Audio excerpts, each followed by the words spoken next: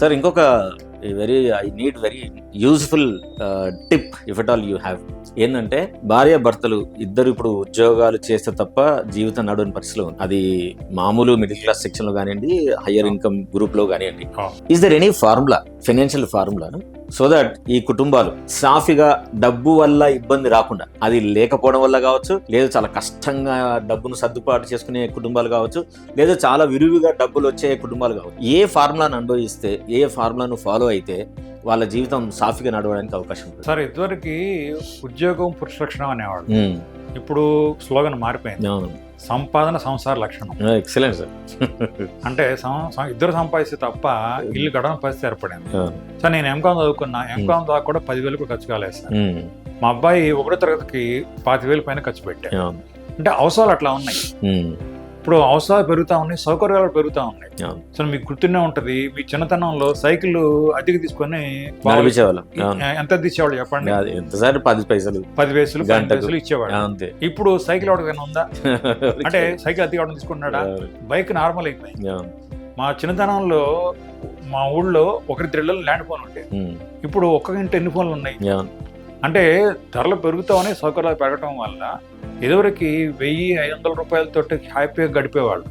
Sir, ఇప్పుడు మన అమ్మలు వాళ్ళ ఆదాయం లేకపోయినా కూడా ఇల్లు పొదుపుగా బ్రహ్మాండంగా నడిపించేవాళ్ళు.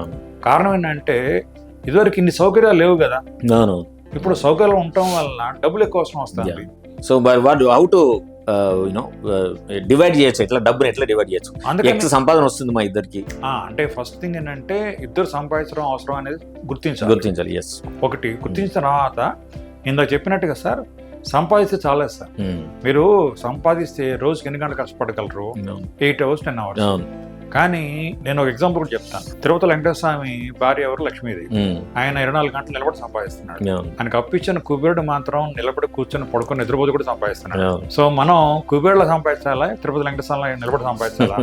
ఎవరైనా కుబేరుడే అంటారు. కుబేరులో సంపాదించాలంటే కుబేరుడు తెలియక వెంకటేశ్వర స్వామి ఇన్వెస్ట్ చేశాడు. సో మీరు ఎక్కడ ఇన్వెస్ట్ చేయాలో మీకు తెలియాలి. తెలియాలంటే డబ్బు లెక్కలు తెలియాలి. డబ్బు లెక్కలు తెలియాలంటే మన అందరికి తెలియదు కదా. ఇప్పుడు ఏ స్కూల్లోనే కాలేజీలో అయినా డబ్బు లెక్కలు చెప్పారా? ఎప్పుడు చెప్పలేదు. యాక్చువల్లీ సార్, నేను బుక్స్ రాశాను, మనీ పర్సు. నేను సంపదగా మార్చే మనీ పర్సు నేను రాసిన ఫస్ట్ బుక్. ఇప్పటికి 16 సార్లు రీప్రింట్ అయ్యింది. Excellent sir. ఇల్లు, పిల్లలు, బీమా, పెన్షన్ కోసం మీరు ఏం చేస్తున్నారు, ఏం చేయాలి అనేది కాన్సెప్ట్. సార్, నాకేం కావాలి? నాకు ఇన్సూరెన్స్ కావాలి, పెన్షన్ కావాలి, ఇల్లు కావాలి, నాకేం కావాలో ఎత్తుకుంటూ పోయా. ఆ క్రమంలో ఆర్టికల్స్ రాశాను న్యూస్ పేపర్లకి. ఆ ఆర్టికల్స్ పుస్తకం రూపంలో మార్చాను. సో అవి చదివి కోటీశ్వరైన వాళ్ళు చాలా మంది ఉన్నారు. నేను రాసిన 2వ బుక్ మనీ ఫస్ట్, శ్రమలేని ఆదాయం. శ్రమలేని ఆదాయం పని చేయకుండా సంపాదించడం కాదు. మనం సంపదగా మారిన తర్వాత దాన్ని తెలివిగా ఇన్వెస్ట్ చేసుకుంటే ఆ ఆదాయంతో మనం హ్యాపీగా గడిపేయచ్చు. సో అది 2వ బుక్. మనీ ఫస్ట్ 3 బుక్ ఆదాయమే ఆత్మవిశ్వాసం. సరే, డబ్బు ఉంటే తప్ప ఆత్మవిశ్వాసం అయితే రాదు, దాంట్లో డౌట్ ఏం లేదు.